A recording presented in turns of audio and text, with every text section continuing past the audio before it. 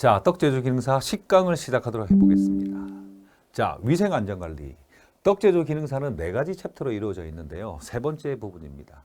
위생안전관리 문제는 가장 적게 나와요. 한 15%, 많이 나와도 20%가 나오지 않습니다. 챕터 1, 챕터 2, 떡류 만들기, 떡 재료를 준비하는 부분에 있어서 가장 많은 문제가 나오고요. 챕터 3, 위생안전관리 문제는 보통 한 10문제, 11문제 정도 나오는데 일반적으로 한식, 중식, 양식, 일식은 저희보다도 위생 안전관리에 대해서 굉장히 넓은 폭으로 많이 공부를 해야 됩니다. 하지만 떡제조 기능사는 공유가 기본인 재료를 바탕으로 하기 때문에 육류를 쓰지도 않고요. 그리고 조류 이런 여러 가지 좀 위험한 식재료를 쓰지 않기 때문에 한정적으로 나온다는 거. 그래서 제가 집어드린 문제만 집중해서 보시면 한 10문제 중에 8문제를 맞추지 않을까요? 그렇게 생각합니다. 자, 진행해 볼게요. 위생안전관리 챕터 3 첫 번째 개인위생관리 가겠습니다. 자, 개인위생관리 방법에 대해서 먼저 공부해 보도록 하겠습니다. 첫 번째 건강진단, 의무 건강진단. 식품위생 분야 종사자의 건강진단 규칙이 있어요. 식품위생법 제40조 제1항 및 사항에 따른 건강진단의 실시에 필요한 사항을 규정함을 목적으로 한다. 자, 건강진단 항목 및 횟수 한 문제가 나올 가능성이 큽니다. 자, 식품 또는 식품 첨가물을 운반 또는 판매하는 데 직접 종사하는 사람, 다만 영업자, 사장님이죠. 떡집을 하시는 사장님, 음식점을 하시는 사장님 또는 종업원 중 완전 포장된 식품 또는 식품 첨가물을 운반하거나 판매하는 데 종사하는 사람은 제외한다. 무슨 뜻이냐?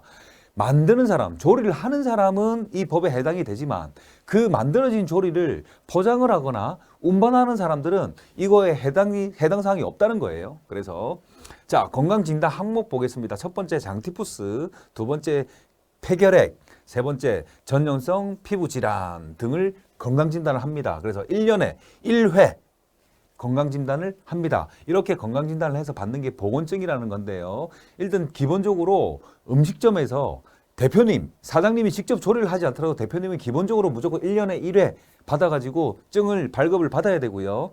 조리장, 그리고 음식을 직접 만드시는 분들은 무조건 1회 건강진단을 받아서 증을 보유하고 있어야 된다는 게 시험 문제에 나올 수 있습니다. 1년에 1회 강조하겠습니다. 자, 다시 한번 정리합니다. 식품 영업자 및 종업원은 식품위생 분야 종사자와 건강진단 규칙으로 1년마다 1회 건강검진을 받아야 됩니다. 그런데 무슨 건강검진을 받느냐? 첫 번째 장티푸스, 두 번째 결핵, 그리고 세 번째 화농성 질환. 화농성 질환이 뭐냐면 상처가 났는데 고름이 생기는 거예요. 짓물러 가지고 고름이 생기는 거예요. 그런 것들은 내가 손에 그런 상처가 나서 고름이 생겼어요. 그러면 이런 상처를 어떻게 제대로 된 치료를 받지 않고 그대로 조리를 하면 이 화농성 질환이 남들에게 옮길 수 있습니다. 마찬가지예요. 결핵도 마찬가지예요. 결핵도 남들에게 옮길 수 있어요.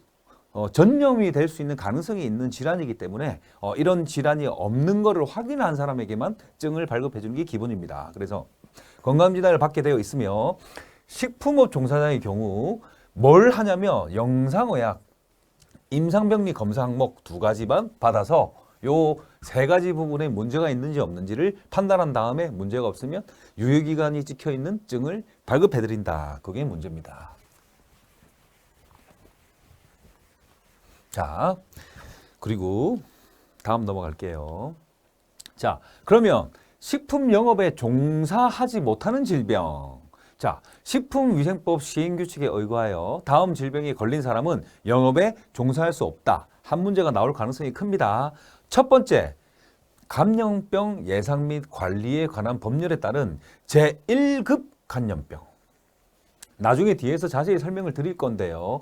제1급, 2급, 3급, 4급까지 4가지 단계로 레벨이 있어요. 그 레벨이 뭐냐면 얼마나 위험한지에 따라서 1등급, 2등급, 3등급, 4등급을 나눈 건데 그중에서 가장 독한, 가장 전염성이 높은 그런 병들을 1급에 묶어놨습니다. 그래서 아까 말씀드렸던 장티푸스, 결핵, 화농성 질환 이런 게 아니더라도 무조건 국가가 정한 1급 감염병에 걸린 사람은 영업행위를 그 즉시 할 수가 없어요. 그거를 이야기하는 거고요. 두 번째 결핵.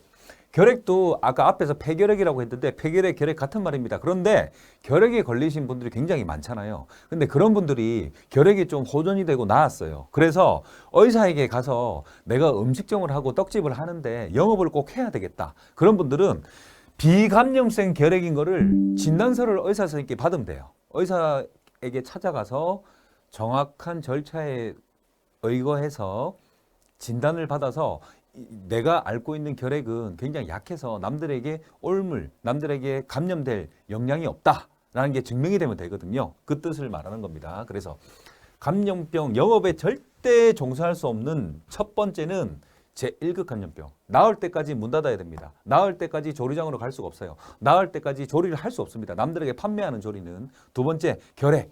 하지만 결핵은 비감염성일 경우 남들에게 옮기지 않는 결핵인 게 증명이 되면 영업 활동을 할 수 있다. 떡을 만들 수 있다. 음식을 할 수 있다. 이 뜻이고요. 화농성 피부 질환. 앞서 말씀드렸습니다. 화농성 피부 질환. 피부에 고름이 생기는 거, 상처에 고름이 생기는 겁니다.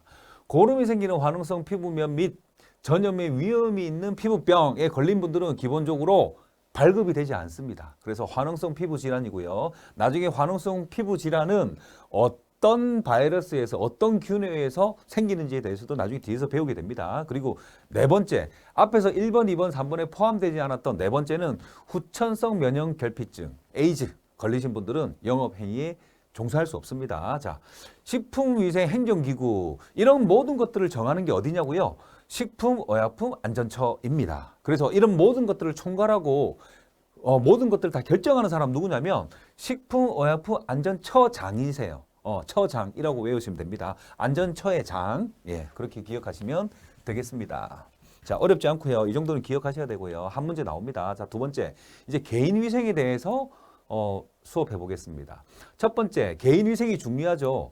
작업장 입실 시 항상 역성 비누를 이용해요. 손을 씻고 소독한다. 역성 비누에 대해서는 뒤에서 설명을 드릴 건데 우리가 일반적으로 쓰는 비누의 반대말이란 뜻이에요. 그래서 역성 비누라고 이야기하는데 뒤쪽에서 세균을 잡는 데 있어서 소독을 하는 데 있어서 굉장히 좋은 역할을 하지만 살균력은 좋지만 세정력은 별로 없어요. 손이 깨끗하게 씻기지는 않지만 균은 죽일 수 있다. 그런 게 역성비누고요. 두 번째, 귀, 입, 코, 머리와 같은 신체 부위를 조리하는 도중에 만지거나 긁는 경우 당연히 안 되겠죠. 개인위생에 관련된 내용입니다. 세 번째, 깨끗하지 않은 설비 및 도구 표면 등 걸레 등의 청소 도구를 만졌을 경우 그런 것들은 조리를 하면서 만지면 안 돼요.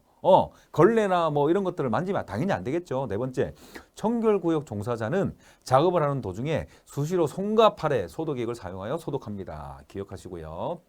자, 그러면 앞서 제가 말씀드렸던 뭐 손을 씻고 소독하는 이런 것들에 대한 어떤 것들이 있는지 어떤 것들로 소독을 할 수 있는지 좀 종류와 특징에 대해서 한 문제가 나올 겁니다. 한 문제가 꼭 나올 거예요. 그래서 정리해 드릴게요. 일단 첫 번째로 역성비누 가장 많이 씁니다.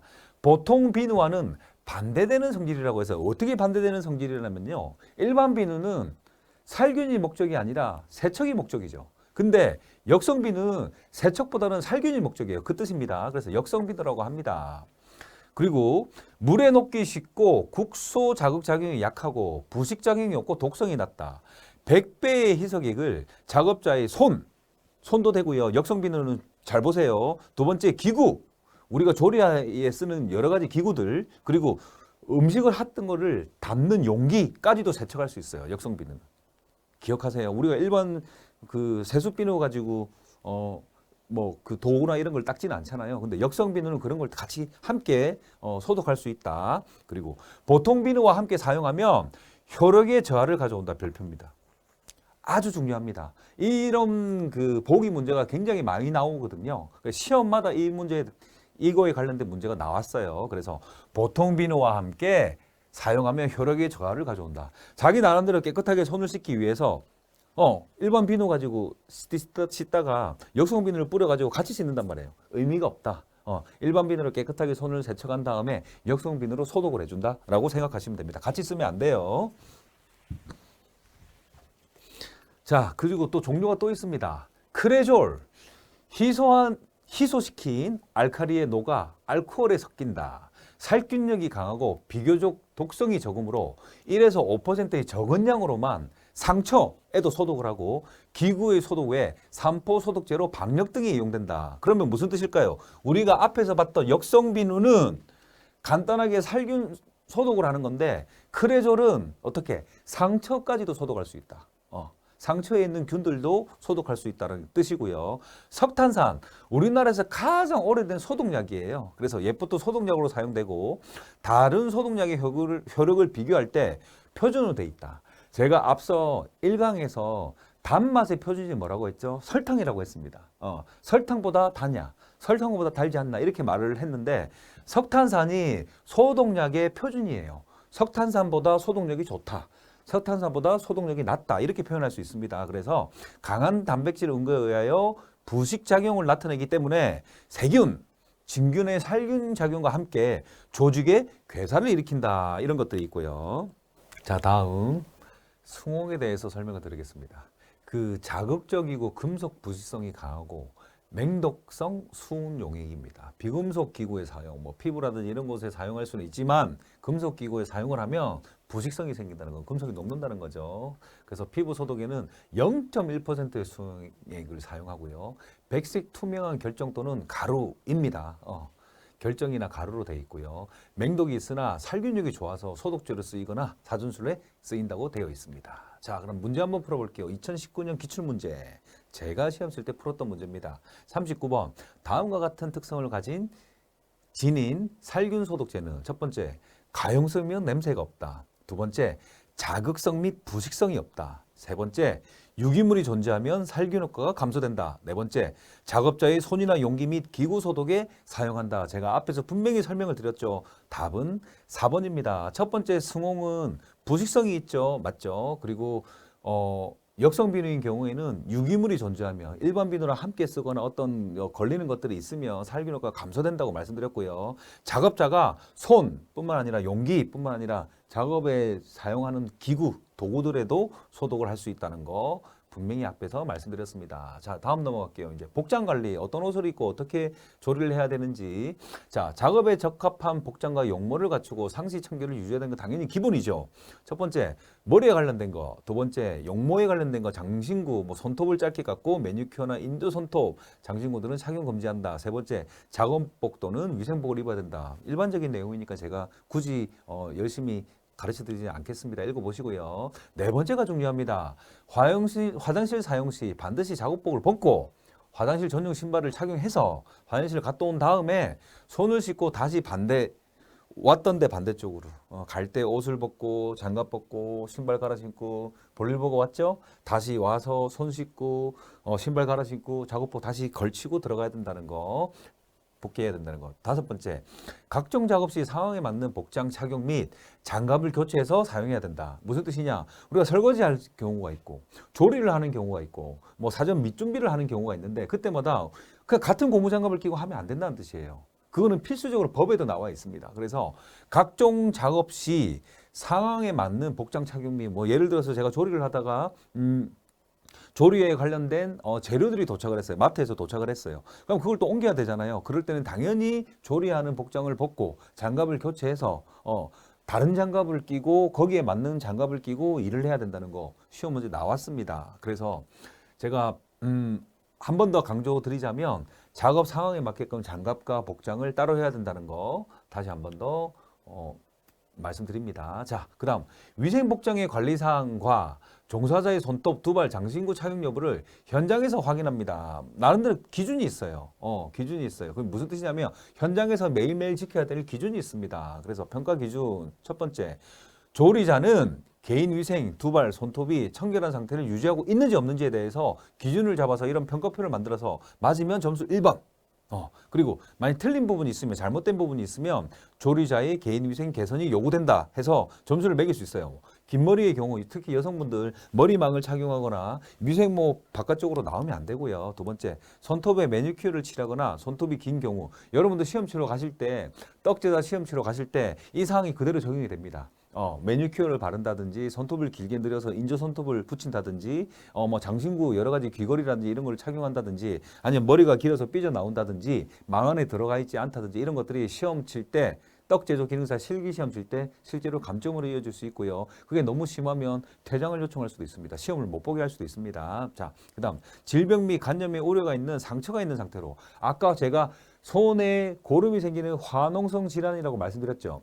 여러분들 시험을 치러 갔는데 화농성 질환이 분명히 보이는데도 불구하고 아무런 조치도 취하지 않고 시험을 보러 갔다. 심사위원이 당신 시험 볼 수 없습니다라고 말할 수 있습니다. 필기 문제도 마찬가지예요. 화농성 질환이 있는 경우 그런 상태로 조리를 할 수 없다. 그런 것들을 매일매일 위생복장 이런 상태에 대해서 개인위생에 대해서 영업장에서 평가 기준을 만들어서 챙겨야 된다. 그 내용입니다. 자, 두 번째, 조리자가 착용하는 위생복, 위생마스크, 장갑 등이 청결하게 보관 관리되고 있는 것에 대해서도 체크사항이 있습니다.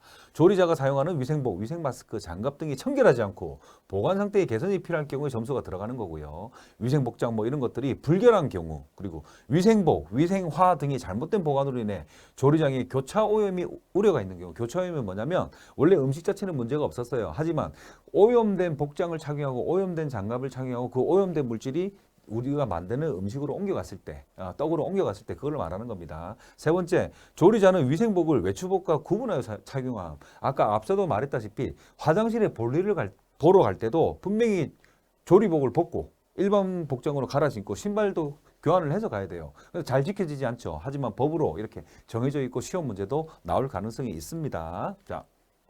자 그러면 이렇게 어떻게 복장을 착용해야 되는지 샘플로 준비해봤습니다.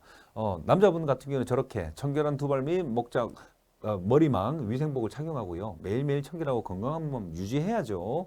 청결한 위생복, 위생화 착용했죠? 위생복장 다 착용했습니다. 앞치마까지. 그리고 전용 신발과 외부용으로 구분해서 신발을 구분해서 착용해야 되고 자, 여자분들 진화 화장하면 안 되고요. 마스크 착용해야 되고요. 전용 앞치마 착용해야 되고 전용 앞치마도 분명히 말씀드렸어요. 전처리용, 조리용, 배식용, 세척용 이렇게 상황에 맞게고 구분해서 앞치마가 달라야 됩니다. 그리고 시계, 반지, 귀걸이 등 착용 금지하고요. 손톱은 짧게 그리고 매니큐어라든지 인조 손톱을 붙일 수가 없습니다. 가장 기본입니다. 자, 그러면 시험 문제 한번 풀어볼게요. 2019년 기출문제 43번. 떡 제조 시 작업자의 복장에 대한 설명으로 틀린 것은 실제 시험 문제 나온 겁니다. 제가 앞에서 강의해드렸죠. 첫 번째, 진한 화장을 피하고 인조 속눈썹을 부착하지 않는다. 당연하죠. 절대 안 됩니다. 두 번째, 반지나 귀걸이 등 장식으로 착용하지 않는다. 맞습니다. 반지나 귀걸이 이런 것들의 예쁜 금속 성분이 음식으로 떨어지면 어떻게 보면 위에서 심각한 문제를 초래할 수도 있거든요. 그리고 네 번째, 마스크를 착용하도록 한다. 기본입니다. 무조건 마스크를 착용해야 되고요. 세 번째, 오답입니다. 작업 변경 시마다 위생 장갑을 교체할 필요는 없다. 제가 교체해야 된다고 했죠. 상황에 맞게끔. 정말 쉬운 문제입니다. 이런 기본 문제를 틀리면 맞출 문제가 없어요. 이런 문제가 나오면 공짜다 생각하고 자세히 읽어보시고 풀어보시면 됩니다. 그리고 시험 문제 풀 때 한 가지 더 주의사항. 저만의 노하우. 떡 제조 시 작업자의 복장에 대한 설명으로 틀린 것은 할 때 틀린 것은 이렇게 표기를 하는 게 좋아요. 근데 여러분들 CBT 시험, 컴퓨터 시험으로 볼 때는 틀린 거를 이렇게 모니터에다 표시를 할 수 없잖아요. 그 손가락으로 표시를 하는 겁니다. 맞다? 틀리다. 이렇게 표시를 하면 보기 문제를 읽어볼 때 헷갈리지가 않아요. 보통 어떤 실수를 많이 하느냐. 틀린 것은 했는데 맞는 것을 마음이 급해서 1번만 읽어보고 그냥 체크를 하는 겁니다. 너무 맞는 말이니까. 그런데 맞는 것은, 틀린 것은, 아닌 것은, 바람직한 것은 이거에 대한 것들을 문제를 잘 읽어보고 이런 문제 틀리면 절대 안 돼요. 합격하는 데 있어서 가장 기본 발판이 되는 문제라고 생각하시면 될 것 같고요. 실제로 기출문제 나왔습니다. 자, 다음 넘어갈게요. 개인위생지 주의사항. 작업 시 몸이나 얼굴 등을 만져 손을 절대 오염시키지 않는다. 모든 감염병, 모든 위생적인 문제 시발점은 손입니다. 그래서 작업할 때, 음식을 조리할 때 몸이나 얼굴 등을 만져 절대 손을 오염시키지 않는다. 담배, 음주, 껌을 씹는 행위는 식품 작업장 내에서, 작업장 내라고 했습니다. 흡연자라도 식품 조리를 할 수 있어요. 떡을 만들 수 있습니다. 음주하시는 분도 당연히 만들 수 있는데 문제는 뭐냐면 식품 작업장 내에서 문제를 잘 보세요. 식품 작업장 내에서 절대 금지 사항이다. 한 번 더 나옵니다. 화장실을 이용할 때는 탈의실에서 작업복과 작업복까지 모두 환복 후 이용하며 작업복, 작업화의 재착용 후 손을 씻고 입실한다. 몸에 이상 징후가 있는 경우 의사의 진단을 받아 건강 상태를 확인한 후 이상이 없을 시 조리실, 제조실로 입실한다. 아주 중요한 부분입니다. 자, 손위생. 앞에서 손위생에 대해서 간단히 설명을 했지만 한 번 더 짚고 넘어가겠습니다. 식품위생 분야의 종사자에게 손위생은 가장 중요할 수도 할 수 있다. 모든 식품을 손으로 만드는 경우가 거의 대부분이기 때문이다. 항상 흐르는 물에 비누를 이용하여 깨끗하게 씻어야 하는데 역성 비누를 이용해서 살균해야 된다. 일반 비누를 이용해서 깨끗하게 씻은 다음에 역성 비누를 이용해서 살균해야 된다. 모든 감염병의 원인 중 가장 큰 역할을 하는 게 식품 영업 종사자들의 손위생이라고 할 수 있다. 자, 손 씻는 순서 읽어보시고요. 손 세척을 해야 하는 경우, 꼭 해야 되는 경우가 있습니다. 뭐 누구나 다 아는 상식인데 이런 거 모를까? 시험 문제 나올 수 있어요. 자, 보세요. 식품 취급 관리자는 손 세척 요령에 따라 손과 팔을 세척해야 한다. 무조건 아래 사항으로 순서대로 진행해야 된다. 첫 번째, 음식물을 만들기 전. 어떠한 경우로도 손을 씻지 않은 상태에서 어떠한 음식물을 만지면 안 됩니다. 그리고 두 번째, 기구나 설비를 사용하기 전후, 조리를 시작하기 전에 하다못해 예를 들어서 뭐 수저나 젓가락을 만질 때도 절대 손을 씻은 후에 시작해야 된다. 원재료 식품의 취급 전후, 취급하기 전에도 손을 씻고 취급하고 난 뒤에도 손을 씻어야 된다. 그 뜻이고요. 더러워진 작업장의 표면을 접촉한 후 조리하다가 열심히 조리하다가 여기에 뭐 어떤 그 내가 해결해야 될 일들이 있어요. 그래서 열심히 정리를 했습니다. 어떻게 해야 되겠어요? 다시 손을 씻고 원래 작업으로 돌아가야 된다. 다섯 번째, 작업 공정이 바뀌거나 손이 비위생적인 곳을 접촉한 후, 아까 말씀드렸죠. 열심히 조리를 하고 있다가 재료가 도착을 했어요. 마트에서. 그래서 나가서 받아오는 경우에 다시 손을 씻어야 된다. 그런 것들이 있습니다. 여섯 번째, 오염 작업 구역에서 비오염 작업 구역으로 이동하는 경우 무엇이냐? 조리실이죠.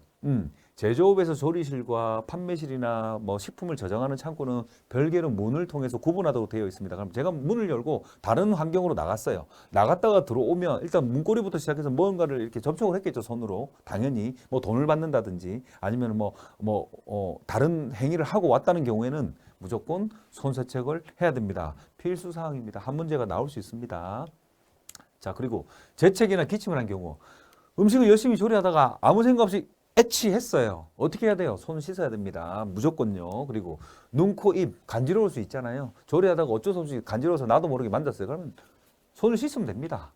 씻으면 됩니다. 그리고 쉬는 시간에 담배를 피우거나 껌을 씹은 후에도 손을 씻어야 되고요. 화장실 다녀온 경우 당연하죠. 그리고 쓰레기나 청소도구 다른 것들을 만질 경우에도 손을 씻어야 된다는 거 꼭 이 11가지 사항은 기본적으로 알아야 됩니다. 자, 이번 강의는 여기서 마무리하도록 하겠습니다. 다음 강의에서 뵙도록 하겠습니다.